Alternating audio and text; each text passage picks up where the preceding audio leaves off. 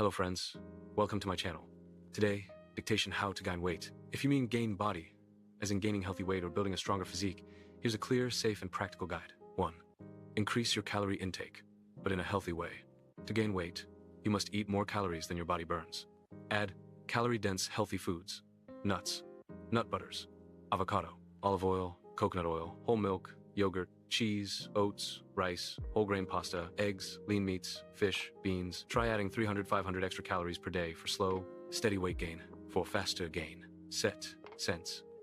0 extra calories per day, still healthy. 2. Prioritize protein. Protein builds muscle. Aim for 1.2 grams of protein per kg of body weight per day. Good sources: chicken, turkey, fish, eggs, lean beef, beans, lentils, Greek, yogurt, protein shakes. 3. Eat more frequently. If big meals are hard, try 5-6 small meals per day. Snacks between meals, nuts, smoothies, yogurt. 4.